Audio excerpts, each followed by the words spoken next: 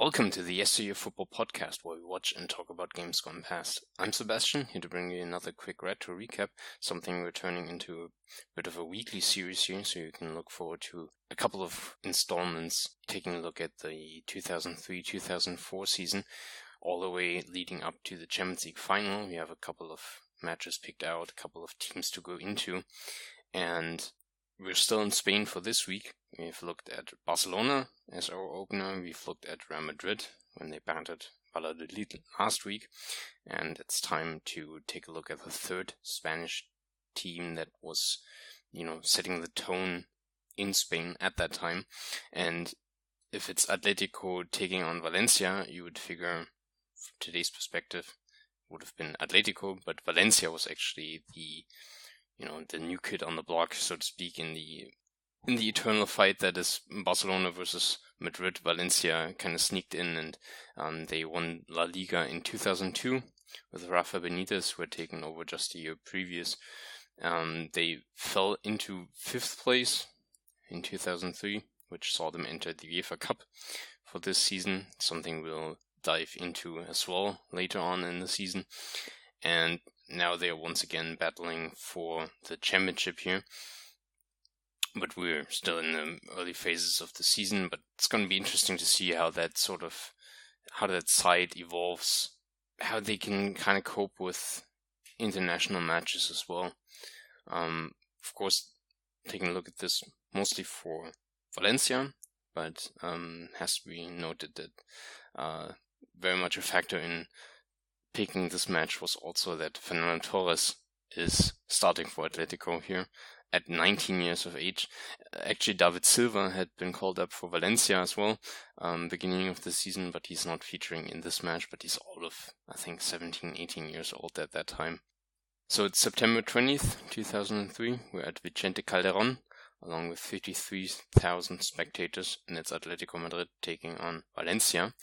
Quick look at the ELO rating suggests that Valencia are very much the favorite here, 1850 versus 1708, which gives Valencia a 42% chance of an away win, 28% chance only that Atletico keep the points at home, and 30% chance that it's a draw. And of course, Atletico in their white shirts with red stripes, blue shorts, red socks, not much changing there. Valencia in white shirts, black sleeves, with black shorts and white socks. Also quite distinguishable during that time. Very iconic look for them.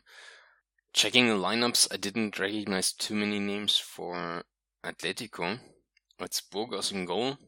It's a backline of Sergi, Lequi, Garcia Calvo, Santi and Ortiz. And how that shapes up we'll get into a bit later. Then it's 3 men in midfield, Rodrigo, Simeone, and Diego Rivas. And then behind Torres, it's Paunovic.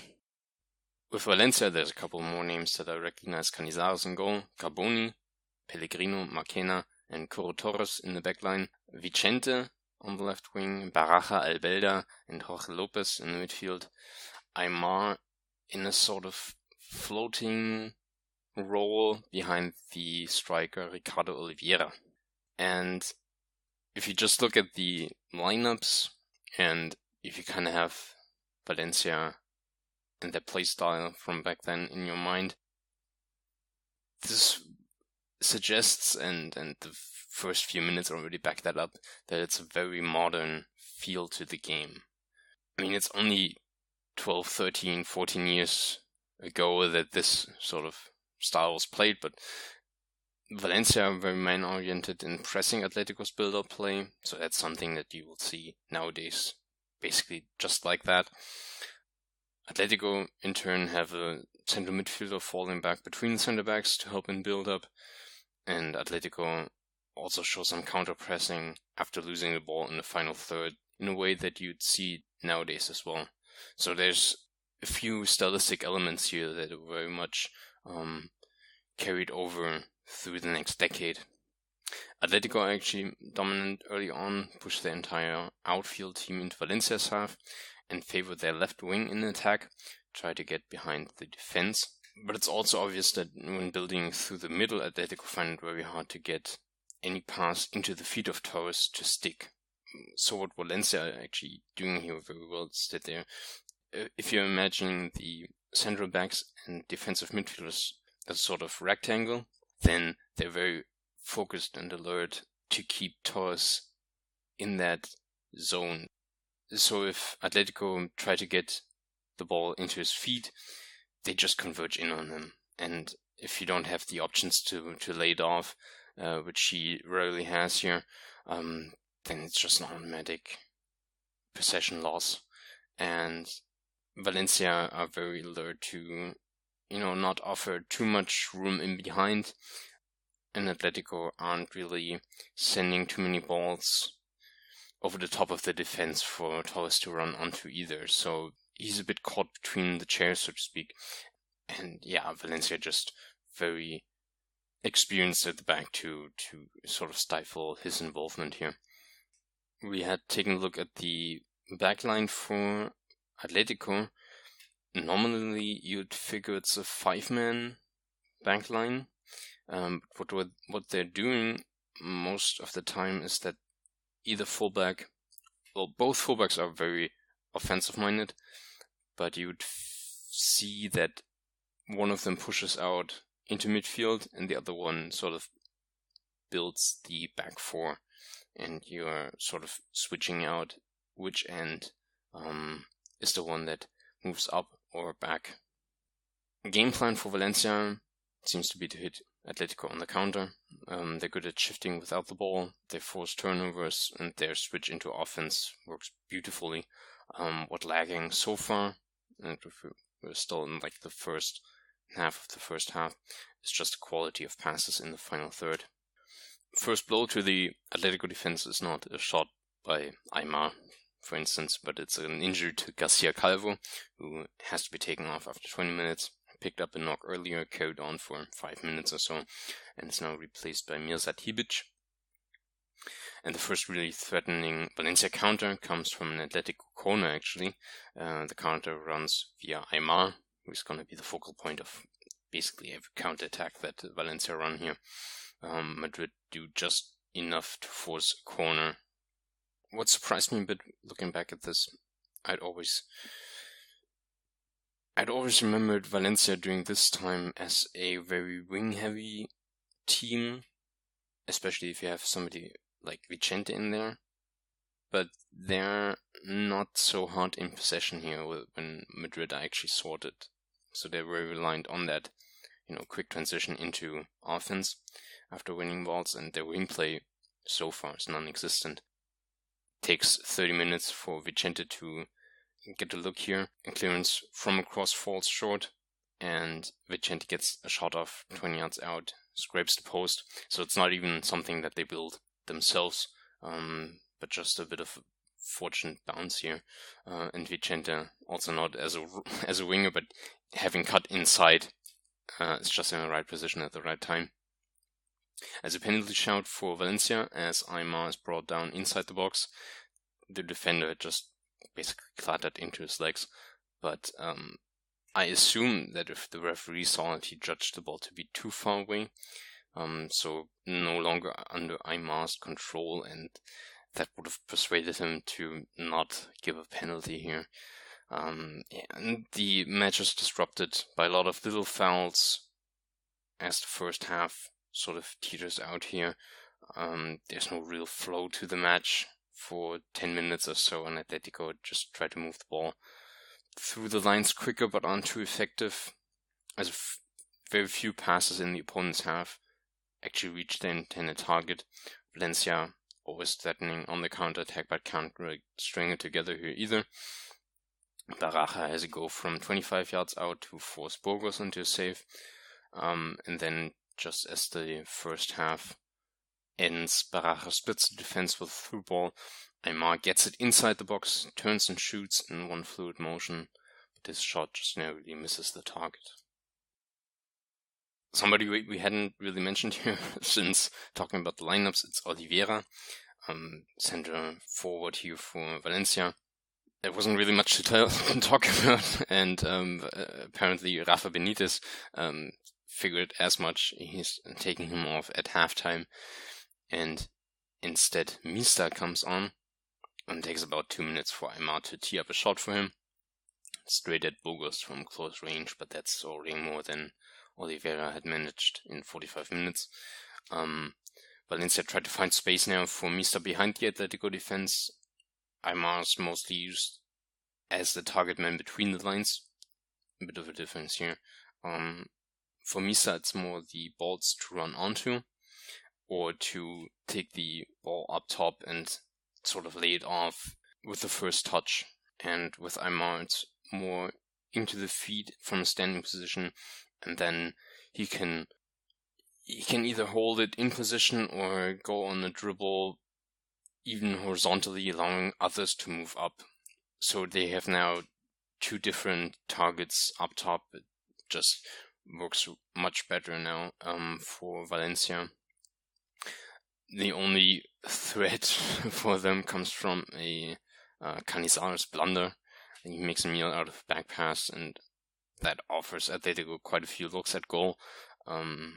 Bit too hectic in getting their shots off, and there's always a defender in front of it getting a block on, so they escape with a black eye, so to speak.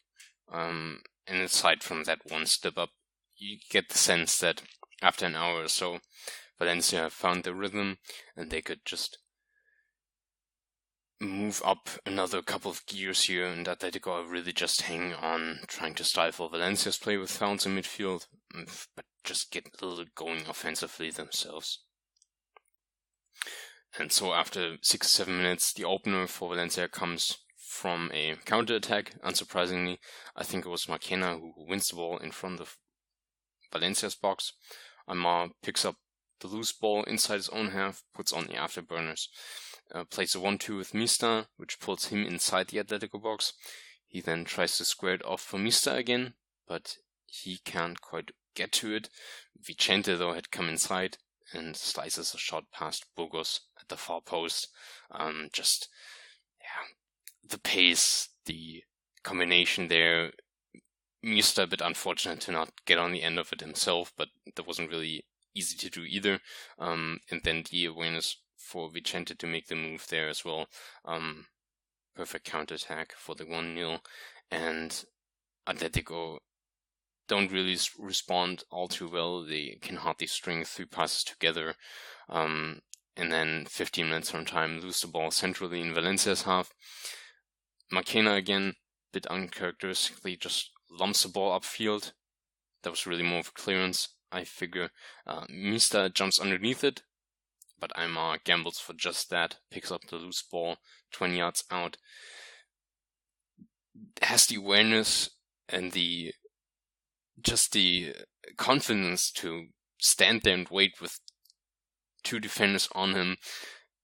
Waits for Mista to arrive in the middle, lays it off beautifully for him, and Mista converts from 18 yards out. Basically already the match gone at that point.